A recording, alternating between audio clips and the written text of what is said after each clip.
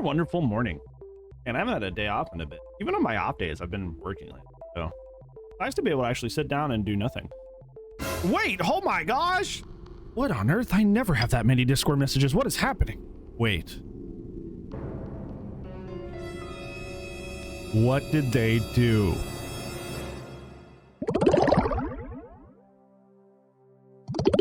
Yeah, imagine my surprise today when I rolled out of bed today and I had more Discord notifications than I've had in an extremely long time. Twitter replies out the wazoo, and I just knew in my heart. I knew a deep panic resonated from deep inside my soul as I realized, oh no, they adjusted the Xenomorph. And I know that there are other changes in here. You probably want to hear what I think about those, but I have my Xenomorph hat on today because they adjusted my main character, or my Xenomorph shirt case maybe. But they adjusted my main character, and a lot of you are probably wondering, is it a buff, is it a nerf, is it a side grade? I definitely know how I'm thinking by looking at these, and it's like pretty much 1/2 main specific changes that I am very much going to zero in on here, and I bet you know what they are. But yeah, without further ado, let's go ahead and get started. So the Xenomorph is kind of getting like what it amounts to, like a soft rework. They're not changing the way the power works, but the gameplay style that you were going to have while playing this character is going to change in it almost in its entirety. First off is a change that's been requested for a very, very long time, and that being that the charge time on the tail attack is going up from 0.2 to 0.35 seconds. This is something that's been requested for quite some time from the survivor end of the community because the reaction to this tail is very, very difficult. It's one of the harder things you can do in Dead by Daylight. A lot of people hate it for that reason, so they increased the charge time. I always think it's really funny when we talk about charge time because even in the dev notes down here, they talk about wind up. I think wind up is kind of like a deceptive term, at least when it comes to DBD. Wind up in most games that use that term include the full charge time and then the actual travel time or hit time, depending on what game you're talking about. DBD uses hit time, but usually windup is the power ready to the power release to where it connects with the person, which is not how DBD quantifies it. So on average, you weren't really hitting people a lot at like 0.2 unless they were like right in front of you. But regardless, this is being increased to 0.35 seconds. I don't mind necessarily that survivors have a little bit more reactability to the power, especially with the second change that comes with it, which is being that the whip noise, the when the tail gets ready, will now be louder. I've been asking for this one in particular for a really, really long time because it's there is a sound cue to dodge the tail attack. It's just so quiet, and a lot of the time the chase music will be overlapping it. You'll be by a fire bell. It's just like really hard to catch this, even though it is there. I actually got this from the game and uploaded it to the guide to help people with dodging the tail attack. But updating that is a good thing. The charge time is going to suck overall, but it's not so much this change as much as like in tandem with other changes we're going to talk about. That just makes me extremely puzzled. But yeah, let's go ahead and get to those. Next change is reduced missed attack cooldown time to 2.5 seconds was 3. This is something that's been critiqued about the Xenomorph fairly, I might add, fairly for a while, is that for some reason the tail attack is hard set at 3 seconds, whether you hit or whether if you miss. If you don't know, the recovery off of hitting somebody with a basic attack is 2.7 seconds. Most killers have a successful attack recovery or just bonuses to using their M2 over their M1 in terms of recovery to encourage your power use. Xenomorph is not like that. It's almost like you get punished for using your power. So I'm glad they at least addressed this on the missed attack cooldown side, where they made that 2.5 seconds, but they didn't do it for the successful hit as well, which is kind of puzzling to me. Because if you're going to be nerfing the tail attack overall in terms of its charge time, you should make it more rewarding to use the tail attack when you hit. I understand what they're going with here is that, oh, well, something that you've talked about a lot, Bran, is that the collision in Dead by Daylight is not very accurate, and the tail attack requires you a lot to weave in and around this collision. There's a lot of infamous examples of how collision is not accurate, like the picnic table on Greenville, collision going to the sky, the old hay bale on Borgo before it got updated that went to the sky. There's still a rock on Yamaoka that's like waist high that if you try to shoot over it, it just has collision for some reason. So they're like, well, if we're not going to update that, we can just make the cooldown for missing not as bad. And I still think that something more along the lines of Billy or Bubba's collision pass would be most helpful, and also adding this reduced tail attack cooldown to both the hit and the miss. If you're going to go the route of nerfing the tail, you got to really make it feel good to use, which right now it doesn't feel good to use. I mean, I like using it, but that's because I've, you know, devoted most of my DBD time to learning this character. But most people don't have that time to get that familiar with it. So honestly, just making this still feel so punishing is like, I don't know about that. This will help with that. This is a good thing. This will make that feel a little bit less terrible. But I really wish it was on both. This next one is technically a buff, and this being that the killer instinct range when you exit a tunnel or exiting technically a control station is now 60 meters and not 12. If you guys don't know, you have 16 meters of footstep and sound reading while in the tunnels, and when you exit a control station, you get 12 meters of killer instinct to everybody around you. They're going to extend this to 60 meters, which sounds like, okay, well, they're still nerfing this character, so they're giving you another buff. This is one of those things that it's like, how do I phrase this in a way that's nice? They're kind of dangling the carrot in front of you and saying, oh, well, we gave you another buff, but realistically, this doesn't matter because of what I just said. You already have 16 meters of footstep reading that continues. I believe it's 2 seconds off the top of my head. Once you exit the control station, if somebody was 16 meters away from you, you are already seeing where these people are. All this does is gives you the pinpoint accurate location of where they are before the footsteps dissipate, which if you're paying attention to the footsteps in the first place, you already know their pinpoint accurate location anyways. It just lasts slightly longer than what you already have. This is probably the most minor of buffs they could have given this character to compensate for the nerfs that are coming in these later changes. It's one of those things that like they just kind of didn't wait, see, we buffed him, and I don't think they really thought about like what it's like playing this character and how you kind of already basically have this effect anyway. So they didn't think that one through, I don't think. This next one is just a quality of life buff. This decreases the time it takes to get out of a tunnel to 1.5 seconds. It was 2.25. So now you're going to be darting out of the tunnels far quicker. Not really a change a lot of people asked for, but it is one that is just ready and welcome because if you're playing the Xenomorph correctly, you're going to be in and out of the tunnels a lot, and ergo popping out of the control stations a lot. So a buff to that is nice, it is welcome, but it doesn't really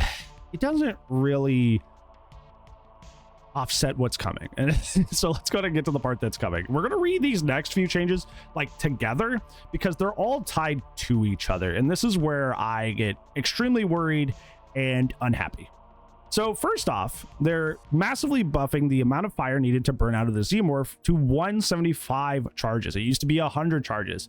So this sounds crazy because it sounds like it's going to take double the amount of flame charges to knock the Xenomorph out of their crawler mode.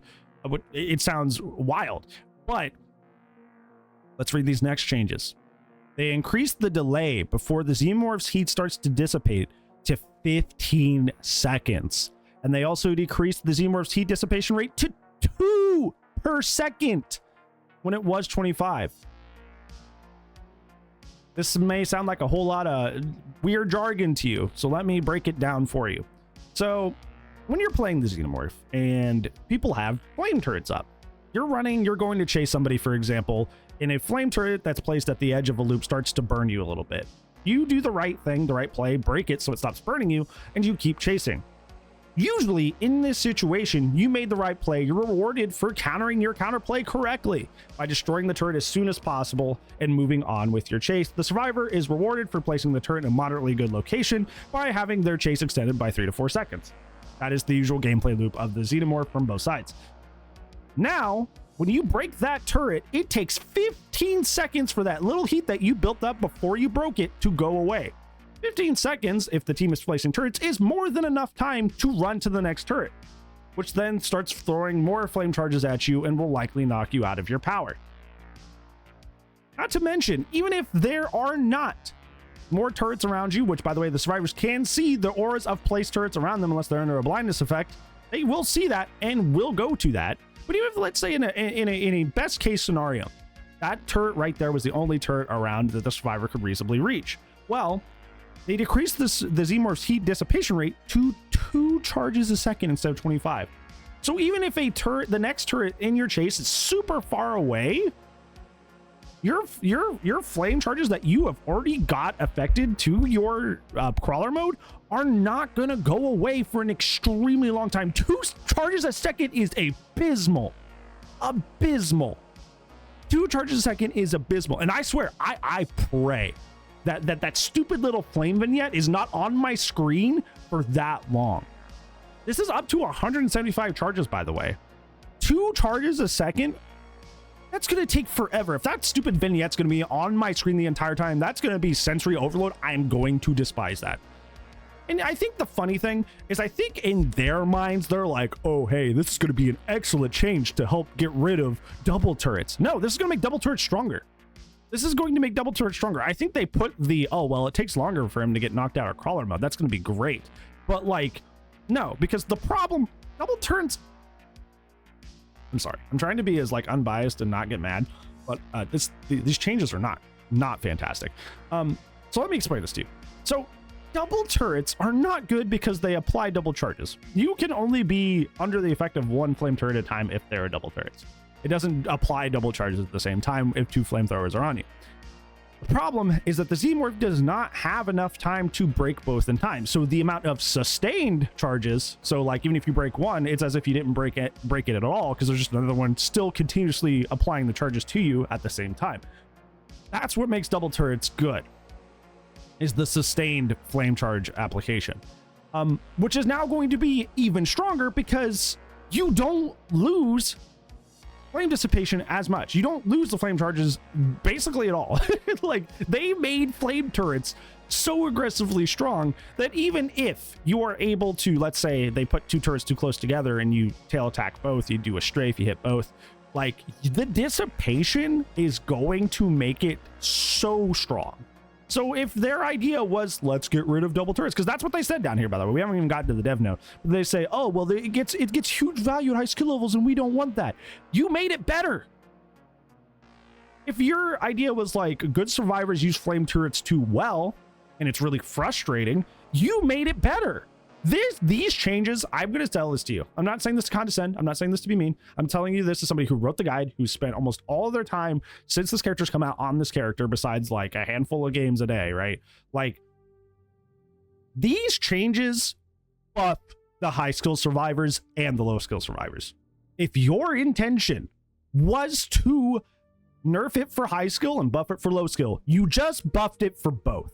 I'm telling you that not out of anger at you, frustration at you, disgust with you. I'm telling you that if that was your intention, you missed the mark. You told me down here in the dev notes, we found that turret impact can be consistent and provides huge value at high skill levels. So if that's something you have a problem with, that was your intention to avoid that, you did not do that. You made it better. So I'm telling you, as the expert of the character that you have given me, that if that was your intention, you failed and you need to go a different direction, because this will make it stronger for everyone. Everybody.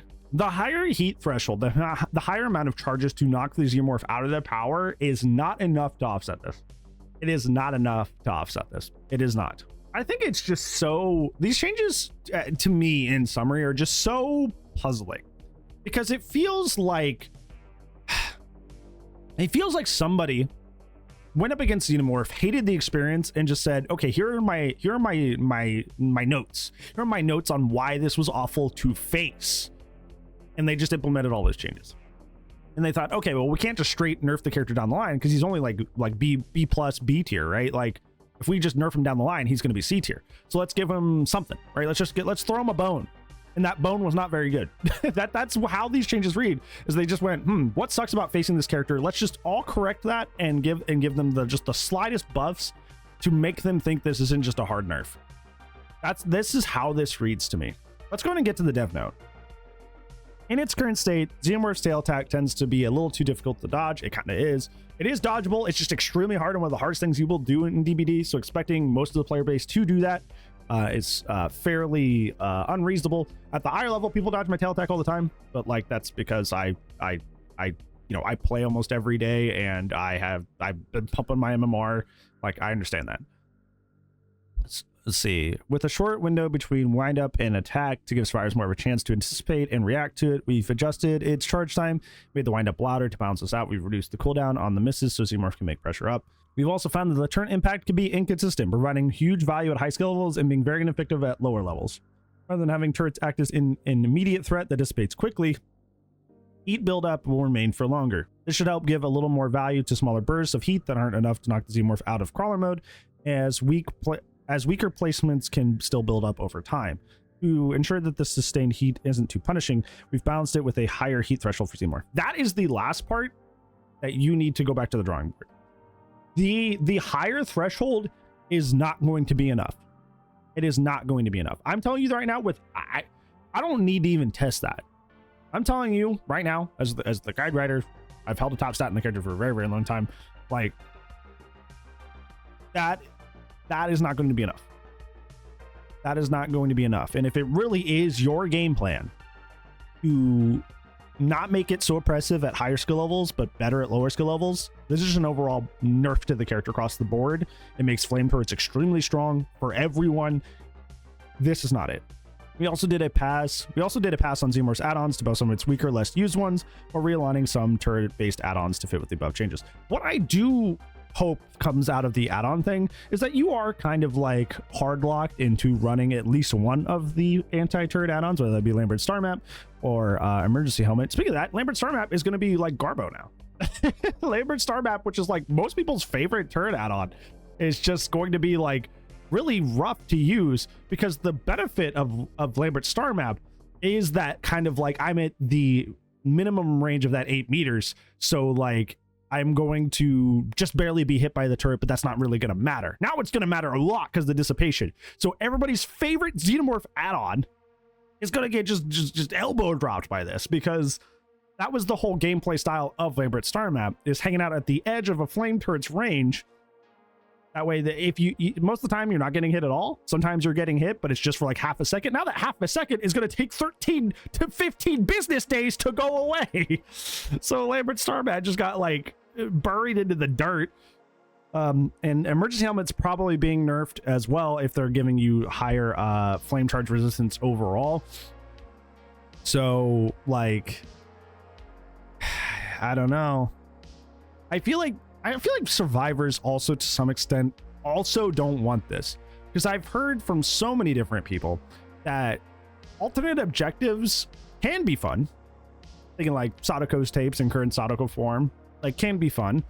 But like other players talk about how like rotating the box on Pinhead is really annoying and frustrating. And another one of the things I often hear is keeping flame turrets up feels like a chore. So now you've made it to where survivors that just want to loop and have a good time, which you did address somewhat with the charge time and the noise for the windup being louder, but like you are also hard locking more people into the built-in counterplay by doing this, which people already said already feels like a chore. And we're not even addressing the elephant in the room here, is that one of the main reasons that people don't go to play Xenomorph is because they cite that the flame turrets are frustrating. That is like one of the number one reasons when I am out in the community and I talk to people and I recommend Xenomorph, then they're like, oh, well, the flame turret's really annoying, so I don't really want to deal with them. Flame turrets feel really, really powerful. And this is before their buff. By the way. They're like, flame turrets are really annoying and really powerful. I don't really want to deal with that. So you're going to make the main reason that people already don't pick a very low pick rate killer even stronger. This is a decision that feels like it was made with little to no research. Because if you asked anybody why they're not playing Xeno, they're either going to say they don't feel accurate, I wish there was more stealth, or the big one, the flame turrets are really frustrating or really annoying. I hear that third one probably the most. They don't like how oppressive they are. They don't like how double turrets don't have a great deal of counterplay. They don't like how loud and annoying they are. They don't like how they impede chase so much when they just want to throw the tail attack and have fun. Like, the flame turrets are what drive a lot of people away from playing this game, and you are making them even stronger. Did you think about that? Well, that's like what I was saying earlier. It's like what I was saying earlier. It sounds like they just went down the what's bad to face about this character and didn't think about what it's like to play this character. These changes are not made, it seems like, with Xenomorph players or people that want to play Xenomorph in mind. This was made with complete neglect to the actual players of the character. Because this is going to make your experience worse overall. If you're asking me, do I think this is a buff? Do I think this is a nerf? Do I think it's a side grade? It is almost certainly a nerf. It is almost certainly a nerf. I can't say that. They're just number changes, right? We'll have to play it to see. But just reading these numbers, as somebody who is an expert on the character, this is objectively a nerf, in my opinion. I said objectively, but and then said in my opinion. That doesn't really make a lot of sense. But like, you know what I'm saying? From my expert opinion, I think it's a nerf across the board. I think that I initially thought odds on the rating that Xenomorph was B-. Xenomorph is definitely B- now, if not C+, with these changes.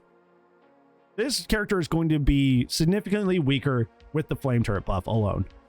If you guys are looking for something to not go through with these changes, to not make this like horrible, you gotta roll back or at least massively change the flame turret buff, because that is not something that players want. It's not something survivors that face Xeno want. It's not something that the Xenomorph players want.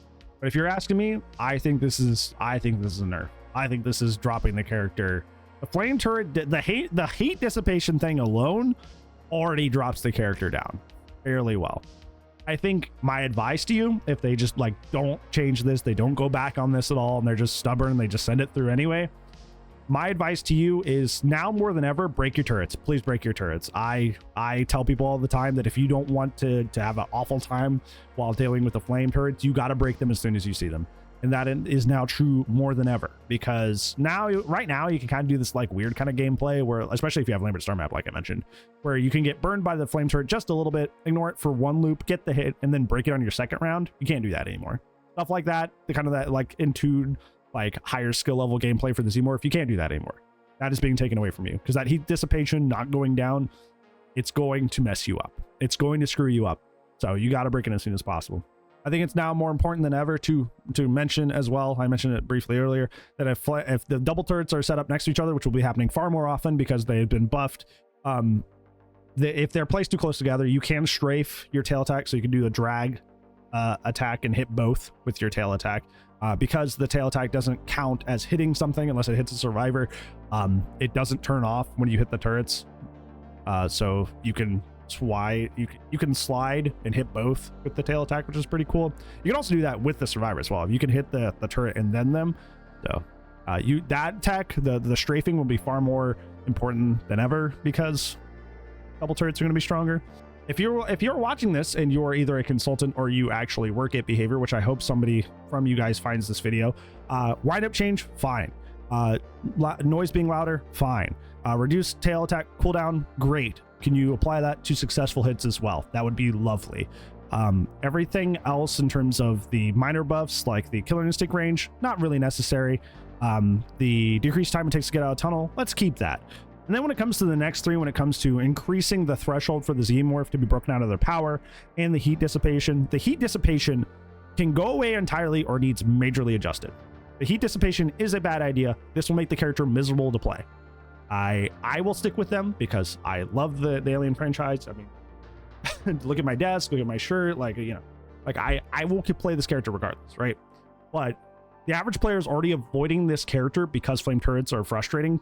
You're making them more frustrating. You will make people play this character less, and that, ergo, from your perspective, lowers your sales, lowers people buying skins for the character. It is not in your best interest. My suggestion would be to kind of meet halfway, right? Make the charges a little bit better. So make it like 125 or something, maybe, because my idea here is that you're probably going to take away Lambert star map or emergency helmet or significantly nerf them, and then make the base crawler mode defense better. Makes sense to me. So just make that slightly better. That way you don't have to rely on emergency helmet or Lambert star map. And then just the heat dissipation, it's just fine. If you want to buff it like a smidge, that's totally okay. That's totally fine. But like making it as abysmal as it is now, you cannot do that.